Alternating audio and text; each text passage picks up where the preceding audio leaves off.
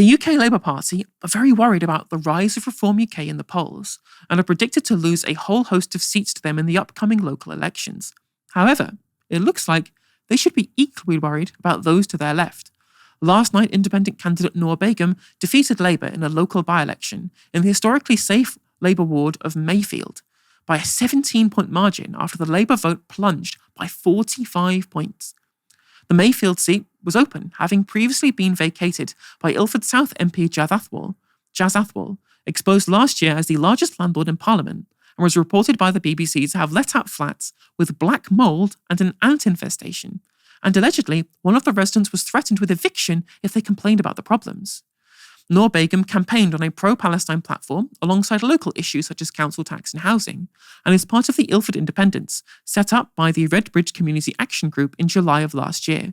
Now, whilst Jazz Athwal, MP in Ilford South, may be infamous, he is far less infamous than the MP for Ilford North, which is none other than Health Secretary Wes Streeting, friend of the show. In July's general election, Streeting was almost subject to a shock upset, winning his seat by a paltry 500 votes against Redbridge Community Action Group-backed candidate Leanne Mohammed. Both of these seats were very vulnerable to independent challenges in a future election, and this is part and parcel of a broad abandonment of the Labour Party in Muslim-majority areas. Muslim voters have been a reliable voting bloc for the Labour Party for decades. This fragile coalition has been shattered by Labour's backing of Israel during their genocide in Gaza. Now, the rogues gallery of commentators have been quick to deride these results as sectarianism. Here's Nigel Farage commenting on last year's local elections. And this is what you see everywhere.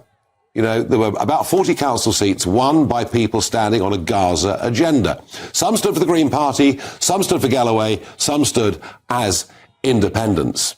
And this all took place in areas that are Muslim majority wards. If that's not a sectarian vote, I don't know what is. How many women can you see in that picture? Absolutely none.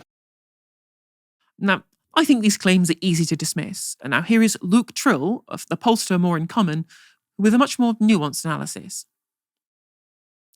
From focus groups, while the split between some Muslims and Labour may have been triggered by Gaza, it clearly reflects something deeper and potentially longer lasting. Above all, a sense of being taken for granted. This result in a Muslim majority ward seems to confirm that trend. Comparison I've made based on what we hear in groups is that Gaza has acted to some Muslim voters similar way Brexit did to Red Wall voters. It's the trigger for a split from Labour, but it's not the underlying issue. It's the sense that their communities have been overlooked. Speak to Muslim voters who backed independence, and yes, there is often anger about Gaza, but it's usually secondary to frustration at the lack of investment in their area, crime, poor opportunities. Their vote for independence is so they have a champion for their community. I will always remember what Rafia, an account manager in Rochdale, said to me. There's no point in tackling world peace when the area you live in is a shithole. These issues run far deeper than just international affairs, and addressing them needs to go deeper as well. And that's the reality, right? Is the issues that affect Muslim communities are just the same as issues that affect every other community. It is antisocial behaviour, it is lack of investment, it's the decaying of the public realm due to austerity, it's places that have had overburdened social care sectors, places where temporary accommodation is few and far between, there are not enough council houses. These problems affect these issues affect places across the country. And it's not just specific to the places which have been lost in the Brexit heartlands that have also been heavily affected by austerity. But you saw actually More in Common did an electoral breakdown of a bunch of statistics in the wake of 2024 last July. And one thing that they found is that the biggest swing away from Labour was in the most deprived areas in the country. And these were swing to independence because Muslim communities are often very, very deprived as well. So it stands to reason they would also feel like the political class has fully abandoned them. Now, accusations of sectarianism seem only to be levied at Muslim voters. When the Red Wall deserted Labour over Brexit, there were many column inches published over Labour's perceived failure with this voter demographic, with the overwhelming consensus being Labour must change itself to win these communities back. Yet those same commentators will admonish Muslim voters for not wanting to back a party and a broader political system that's indifferent to genocide at best and complicit at worst. It reveals the underlying anti-Muslim bias of our press And it reveals a broader consensus among them that whilst the left must always learn from their mistakes, centrism cannot fail. It can only be failed. Now, Aaron, do you think that this result is significant? And how worried should Labour be about losing Muslim voters? I think it's a hugely significant vote. I mean, you look at the numbers involved, it's just quite extraordinary. I mean, the Tories and Reform between them almost get the Labour vote. This, of course, is Jazz Atwell's seat. It's not West Streeting's seat. But that is still pretty shocking. And I think this is a hugely important part of the southeast of England, of Greater London, because there are lots of constituencies like it. Chingford is similar, of course. For now, that's still a Tory seat, but it's a target for Labour and potentially independent as well going forward. Lots of these seats in outer London, which people were viewing as potentially new Labour heartlands. You go further out, places like Slough, Reading, huge minority populations or non-white populations in these places. Labour have taken them for granted for a very long time. They do. They just do this as a fact. And I do find it interesting, Helena, you used the Red Wall analogy. I would say British Jews. British Jews, for quite obvious reasons in regards to the campaign against Jeremy Corbyn, claims of anti-Semitism, etc. He's certainly critical of Israel. For whatever reason you want to define it, the media line was that British Jews are turning away from Labour. Now, that was somewhat true, although in 2015, Ed Miliband also did pretty badly with British Jews because of his criticism of Israel, because he said he wants to recognise the state of Palestine. So where Corbyn ends up in 2019 isn't that far off Miliband in 2015, but it's lower. And what the media say, of course, is, well, you need to re-win and regain the trust of the British Jewish population. You have Labour Friends of Israel. You have, the Board of Deputies. You have these official NGOs. You have to. It's a Herculean task. It's a test of your credibility and your integrity to win back this part of the electorate. Nobody's saying that with Muslims. Or why? Actually, if they vote in a similar way to how British Jews were voting in 2019, and again, they're entitled to do that, it's a free country, they're accused of sectarianism by Nigel Farage. Why aren't you accusing people who vote for a government in this country on the basis of their position on Israel, if you're a British Jew, saying, I will vote for a political party because of its support for Israel or not? That's what some people would say. How is that any different to somebody saying, I will vote on the basis of what's going on in Gaza? It's literally identical. And actually, from an ethical standpoint, in my view, and of course people are welcome to disagree, I can see why somebody would feel much more strongly about the Gaza side of things, given approximately 50,000 people have been killed. And in particular, and this is the remarkable statistic, Helena, between 15 and 17,000 children have been killed. 17,000 is the upper estimate right now. 17,000 children. That's the capacity of Brentford Football Stadium. Imagine every seat taken up by a child from 1 day old to 5 years old to 10 years old. And that's the volume of child casualties in this genocide. So I can certainly see why anybody, at least full of British Muslim, would be upset about that. Me speaking personally, I'm a Catholic. I'm not going to vote Labour in a general election. I'm not going to. I'm simply not going to. I would also say to people, local elections, national elections, they're different. By-elections are different. You can make a real statement in a by-election, by the way. You might want to vote for a candidate you wouldn't normally vote for because it really sends a signal nationally. These are all different things, different contexts. But I fundamentally cannot see why somebody, and I say this as somebody who tries to be pragmatic. There are lots of people on the left online who think I'm right-wing because I try to be pragmatic and I try to build bridges, etc. But here's my view, my honest view, is that I cannot vote for a political party which has continued RAF reconnaissance flights from Cyprus to Gaza pretty much every day, continuously offering peerless intelligence to the IDF and the Israelis, while 17,000 kids have been killed. I cannot vote for the party that thinks that's okay.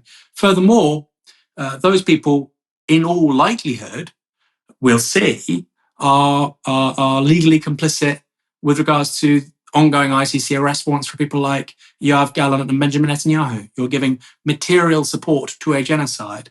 And look, I've spoken to specialists and experts about this, people like Matt Kennard. They're pretty sure there's a very strong case from the ICC for defence secretaries, foreign ministers, prime ministers, not just this Labour government, but the last Tory one too, and their complicity with a genocide, which has killed as many as 17,000 kids. I couldn't vote for a political party that is responsible for that. I couldn't. And I think lots of people feel the same way. But of course, if you're a Muslim and you feel like that, then it's unacceptable. Sorry. And it is also really important to say, Helena, that alongside the foreign policy issue, which we should be honest about, is a huge issue, people nationally are turning towards independence anyway, because they don't really see much going on with the national party duopoly. Of course, local government is systemically underfunded as a result of austerity, which starts in 2010. So it's a fool's errand anyway to try and change much on a local level. Very, very hard, whichever party you're from. But that necessarily feeds a populist energy when it comes to local politics. There are independent parties, independent candidates sprouting up across the country. Again, not new, right? The overwhelming majority of those independents actually will feed into reforms efforts, I suspect, over the next 2-3 years. But it's just if you're Muslims that's bad. It's not welcome. It's not permitted. I find it really disingenuous. I think, I'll say Islamophobic, but I think it's at least quasi-Islamophobic because of the double standard between British Jews and British Muslims. I mean, how else would you explain it if you weren't trying to treat British Muslims in a particular way? But also, I just feel like it's lacking in sympathy. If somebody said to you, look, I will not vote for a political party because 17,000 kids have been killed, and I feel that government's been complicit, you might not agree with them. I agree with that position personally. You might not agree with them, but you'd say, okay, that's quite a coherent view. I get it. But apparently not if you're Nigel Farage. I think what we're seeing is that when it comes to people drifting away from parties that they usually should be part of the base of, there's a straw that breaks the camel's back insofar as, so when you look at the Red Wall, as a comparison I made before, they were drifting away from Labour basically every single election from 97 up until 2015, with a spike in 2017 and then obviously catastrophically going away from Labour after they ran on the second referendum campaign in 2019. And this was part and parcel of the continuation of a lack of industrial policy, of them completely taking wholesale the ideology of Thatcherite deindustrialization to heart and becoming a party of middle-class homeowners in swing seats rather than their ex-industrial base in the West Midlands and in the Northeast, etc. These places heavily skewing towards reform. In current polling, that's what it looks like it's going to happen. But the straw that broke the camel's back after the drift that really led to a collapse in polling, that was Brexit. That was the second referendum policy and the perceived betrayal in 2019. And I think the same is true when it comes to Muslims over Gaza.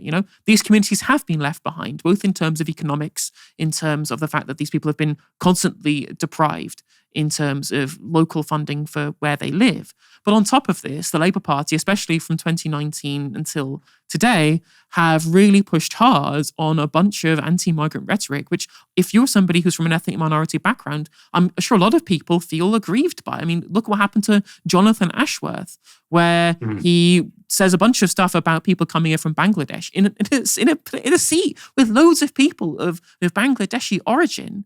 And is it any wonder that people look at him, they look at what their party that they've supported for years is saying about them and their community, and what Keir Starmer has done and what David Lammy has done in response to what's happening in Gaza. And yeah, of course, the drift becomes immediate breaking. And we're seeing this again right now, not just in terms of an ethnic minority, but in terms of an ideological position. Lots of progressive, liberal, left-minded types, right, who threw their weight behind Labour. They're better than the Tories, got to get the Tories out. And they're looking at Keir Starmer going, well, we didn't like him hugely, but he's better than Tories. And now they're seeing him put 50,000 children, 50,000 extra children into poverty with the disability cuts. That's on top of all of the children that are going to go into poverty because they're keeping the 2-child benefit cap. Remember, Scotland, only place in the country where child poverty is set to decrease. Everywhere else is going to increase. And a lot of these people, they're all looking at the Liberal Democrats or the Green Party or anybody else, that the left liberals, progressives, urban progressives too, where Labour should be worried. But the media doesn't mention it, right? They don't even mention it at all because at the end of the day, right, when you fail for the right wing, you must listen to the voters. You have to change your position to meet the voters where they are. If the left deserts you, it's because they're not serious. They're student politics. It's back to that student politics, right? To have values and to stick to them. For something basic like not putting children into poverty, it doesn't make any sense to me. Yeah, and also it's the same with hard choices, Helena. Hard choice, if you want to pay for greater defence spending in this country, which I don't think we should, but if you want to do that, a hard choice is to say, well, you know what, we're going to end the triple lock, or we're going to scrap the House of Lords. or these are big things. I don't want to do this. That's a hard choice, right? I don't want to do this. I don't want to do this. This is going to have big political implications for me. It feels very sort of counter to my interests, maybe elsewhere, whatever, and my values, etc. That's a hard choice. Every time a politician says we're having to make the hard choices, it means the easy choices. It's very easy to clobber. You can think what you think about overseas development aid. I think a lot of that money actually could be spent in better ways, including overseas. But whatever, it's very easy to bash that. It's very easy to bash welfare claimants. It's very easy to bash the young, right? It's very easy to bash like the Labour left. Very easy, because it's not a very powerful parliamentary faction for a bunch of reasons. So that's another example of that. I have to say as well, Helena, you're talking about areas where the straw that breaks the camel's back. I remember going to the by-election in Batley and Spen, where, by the way, Keir Starmer was hundreds of votes away from, I think, resigning as Labour leader when he was still leader of the opposition. And I was shocked. I was really shocked in Batley and Spen by lots of things. These are places which have been completely left behind by our national economic model over the last 40 to 50 years of basically only giving a shit about the southeast and maybe Manchester more recently. They've been really left behind. And you come out of Batley Station, beautiful town, by the way. You come out of Batley Station, you see these lovely, maybe even pre-Victorian, right? Sort of warehouses, but they look Victorian, maybe early 19th century, all empty. And you think, Christ, if this was an hour journey from London, this would all be co-working spaces, cafes, luxury flats. But of course, we're an extra hour or two beyond that little halo. So, it's just derelict. And people are in those areas. They've had Labour councils, Labour MPs for decades. Things are only getting worse. And they say, well, you know what? Maybe it's time we try something else. And for some reason, as you've said there, Helena, the media gets that when it's a vote that says, well, you know what? I'm just going to try reform. But all right. The other two don't seem up to much, which is a reasonable conclusion. The other two not seeming up to much. The exact same thought process will feed somebody voting for George Galloway or an independent in Batley and Spen with Galloway a few years back, or an independent, as was the case in Jazz Atwell's seat. The exact same thought process leads them to a different outcome. In that case, the media simply refuses to get it. They refuse to get it.